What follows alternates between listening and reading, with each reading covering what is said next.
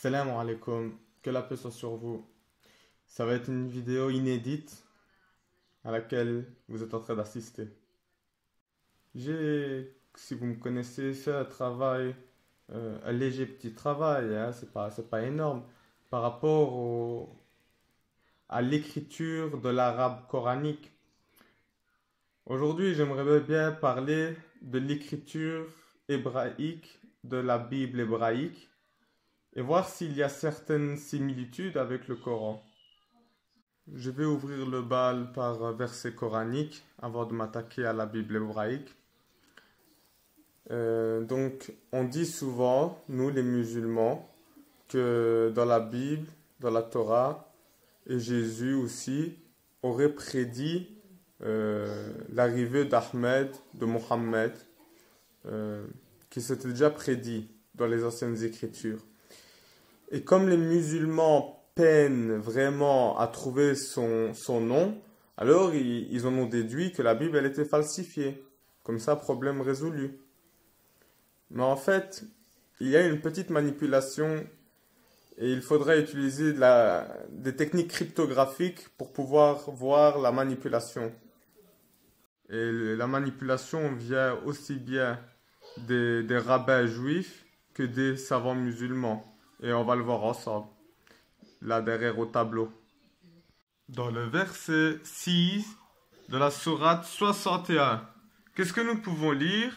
Que Isa ibn Maryam, attention j'ai encadré le ibn Maryam, je vais vous l'expliquer pourquoi, aurait confirmé d'après ce qu'il y avait entre ses mains de la Torah et qu'il annoncerait un messager du nom de Ahmed.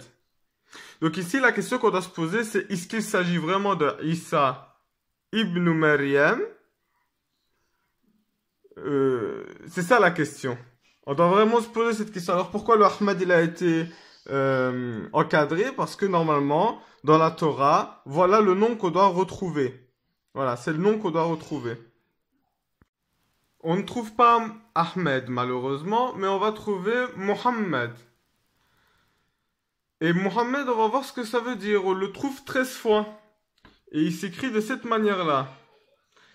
M-H-M-D. Regardez, ça se ressemble très fortement à l'arabe. Hein. C'est juste, l'arabe, c'est pareil que de l'hébreu, mais c'est attaché. Voilà, c'est quoi la différence? Et donc, 13 fois, nous allons retrouver le mot Mohammed. Mais est-ce que ça désigne un nom? Alors là, c'est ça qu'on doit savoir. Est-ce que dans les versets, ça va désigner un nom? Parce que nous, le nom qu'on cherche, c'est Ahmed, c'est pas Mohammed. Mais on va déjà regarder ça. Par exemple, dans Ézéchiel, au chapitre 24, verset 16, on y lit délice. Mohammed, c'est traduit par délice. Dans 1 Roi, chapitre 20, verset 6, il est écrit précieux. Mohammed, ça a été traduit par précieux. Dans Lamentation 2, 4, il est écrit plaisant. Et c'est la traduction de Mohammed dans ce passage. Dans les Cantiques des Cantiques, au chapitre 5, au verset 16, il écrit plein de charme. Mohammedim, celui qu'Ahmed Dida il aime bien utiliser, il aurait pu en utiliser 13, hein? Pourquoi il a utilisé que celui-là? Mais enfin, c'est pas grave. Osée, chapitre 9, verset 16. Osée, Osa, tu vois? Aïssa, bon bref, c'est encore un autre débat ça. Dans 9, 16, on peut y lire tendresse, que ça a été traduit par tendresse. Dans Joël, au chapitre 4, au verset 5, on peut aussi trouver le nom Mohammed, le mot Mohammed traduit par plus beau. D'une façon générale, Mohammed, il est compris comme quelque chose de désirable. Donc, ça ne répond toujours pas à notre question. Il n'y a rien qui mentionne Ahmed. Là, on est sur du Mohammed. Mohammed, ce n'est pas un nom. C'est un titre, en réalité. Nous, le nom qu'on cherche, c'est son nom. C'est pas son titre. Ok? J'espère que vous avez bien compris que Mohammed, ce n'est pas un nom, mais bien un titre. Quelque chose de délicieux, précieux, plaisant, plein de charme, tendresse, plus beau, désirable, mais enfin. Alors c'est écrit où, Ahmed? C'est écrit où? On va le voir ensemble, Inch'Allah.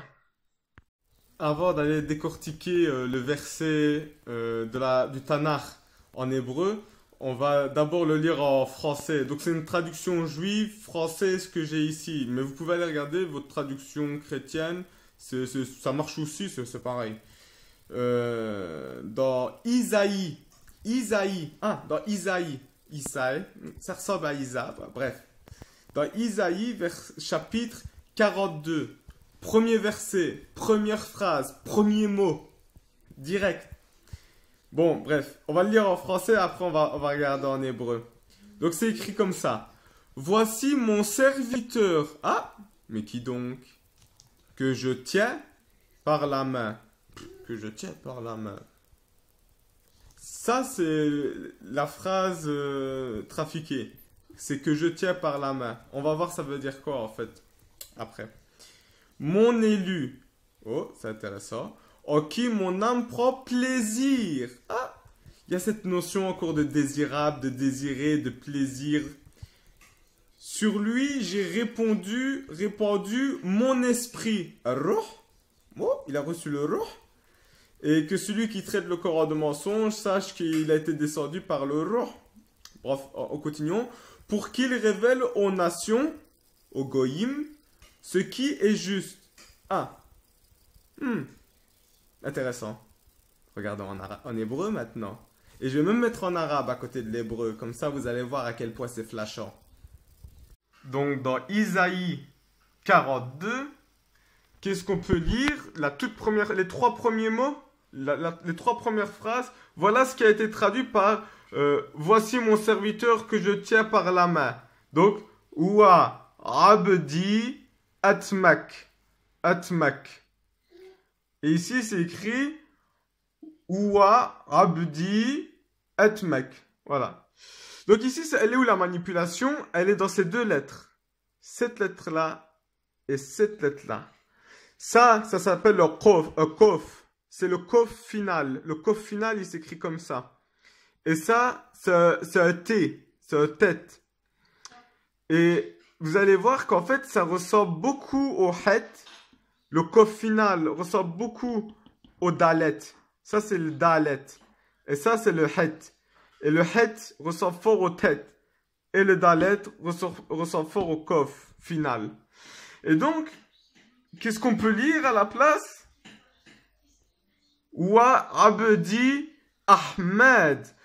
À chaque fois que l'expression Wa abdi est utilisée, c'est tout le temps suivi d'un nom. Soit le nom de David, soit le nom d'un autre prophète, etc. Et là, Wa abdi Atmak, que je prends par la main, non, ça va pas. C'est Wa abdi Ahmed, le nom de la personne. Et regardez la manipulation. Comment ça se ressemble. Ahmed, voilà. Regardez, ça se ressemble, hein? Même en arabe et en hébreu. Mais, comme avec le Coran, il y a certaines manipulations entre les mots. Continuons le verset. On va continuer le verset et on va être encore plus stupéfait, vous allez voir. J'avais oublié de vous dire, ici il y a une petite manipulation. En fait, ici c'est un nun final qu'on a. Mais si on enlève ici, ça devient waouh. Ouah. Donc juste après, qu'est-ce qu'on peut lire? Ouah Abdi Ahmed Ben Bahiri. Ouah Abdi Ahmed Ben Bahiri. En fait, ici c'est un waouh. Mais le waouh ressemble à un N final aussi. Et donc ça peut faire Ben. Et juste après, on dit quoi? Bahiri. Bahiri. B-H-I-R-I. Boukhiri. Boukhiri. Ou alors avec un point. Boukhiri. Boukhiri. Ça vous rappelle personne, Boukhiri? Allez, je vais vous donner un indice. Boukhiri. Ça ne vous dit rien, vous êtes sûr? On va regarder dans les livres de hadith. Alors, hein. Je vous invite à regarder et à lire l'entièreté de Isaïe 42. Et soyez stupéfaits. Vous allez me dire, mais qu'est-ce que tu racontes? Il s'appelle Mohammed et son père il s'appelle Abdullah. C'est Mohammed ibn Abdullah. Tu sais pas ce que la Bible dit, frangin? Peut-être ta tradition elle dit ça. Peut-être tes savants ont dit ça. Mais la Bible, elle dit Ahmed ben Bahiri. Mohammed étant son titre et son nom étant Ahmed. Et son père étant Bukhari. Mais c'est qui ce Bukhari? Ça me dit quelque chose. On va ouvrir les livres de hadith. Oui, on va ouvrir les livres de hadith. Vous avez raison. Dans Wikipédia, écrivez Bahira. Regardez comment ça s'écrit, même en arabe. Exactement de la même façon, sauf qu'il n'y a pas les deux poids ici. Bon, sinon, c'est exactement de la même façon. Ce serait un moine chrétien, hein, qui serait mêlé aux origines de l'islam. Mais c'est incroyable, ça. C'est incroyable. Donc, en fait, c'est pour ça qu'on a peu d'informations sur le père de Mohammed et qu'on l'appelle Abdullah à tort et à travers. Oui, c'est vrai, c'est Abdullah. Il est Abdullah. Mais pourquoi ils nous disent pas que son père c'était un prêtre, que c'était un moine, hein? En plus qu'il est mêlé aux origines de l'islam. C'est bizarre, hein, ça. Les gens ne veulent pas qu'on sache que l'islam est à la base une origine chrétienne. Ils ont tout fait pour le cacher. Vous me croyez pas? Vous les sunnites, vous me croyez pas? Vous êtes sûrs? Allez, maintenant on va passer aux choses sérieuses. D'après Ibn Hisham, d'après Ibn Sa'ad al-Baghdadi, d'après Tabari, ce serait Bahira qui serait celui qui aurait déclaré Mohammed lorsqu'il avait 9 ou 12 ans étant un prophète. Parce qu'il avait une marque dans le dos qu'ils ont appelé ça le sceau. Et c'était quand il était avec Abu Talib en voyage. C'est étrange quand même cette histoire, hein. Même dans les hadiths, il y a certaines vérités en fait. Donc, le premier qui a déclaré Mohammed prophète, c'était un prêtre. C'était un moine. C'était un chrétien. D'ailleurs, je vous invite à vous renseigner sur l'Apocalypse de Bahira. Renseignez-vous sur l'Apocalypse de Bahira. C'est incroyable, hein, tout ça. Que des coïncidences. Elles sont quand même incroyables, toutes ces coïncidences. Si c'est des coïncidences, bien sûr. Dans la Bible, pour résumer, dans la Bible, on nous parle d'un certain serviteur de Dieu, Ahmed ben Bahiri. Dans le Coran, on nous parle d'Ahmed, du nom de Ahmed, donc ça confirme. Dans les hadiths, on nous dit que c'est un moine du nom de Bahiri qui aurait découvert le sceau des prophètes, la marque. Et, enfin, en gros, ce serait lui, un moine chrétien qui aurait déclaré Mohammed prophète. Donc, c'est difficilement niable de dire que c'est pas possible. En plus, c'est quoi le livre de hadith le plus sahih? Il porte le nom de Bukhari. Ça ressemble aussi, c'est bizarre. Pourtant, on sait tous que le plus vieux manuscrit d'Al-Bukhari, il date pas de 2 ou 3 siècles après la mort du prophète. Ça, c'est ce qu'on essaie de vous faire croire. Le plus vieux manuscrit du recueil de Bukhari date du 15e siècle. Oh, du 15e siècle. Incroyable, hein? Incroyable. Désolé si j'ai pas pu tout bien vous expliquer, mais comme toujours, et vous le savez, il faut que vous allez vérifier par vous-même. Ouais. Comme Saint Matthieu, non, pas Saint Matthieu, c'était pas ça là. Comme Saint Thomas, nous, on a l'habitude de croire que ce que nous voyons. Alors, cherchez et voyez. السلام عليكم ورحمة الله تعالى وبركاته ومغفرته ونعمته وسكينته وروح القدس يا أيها المؤمنين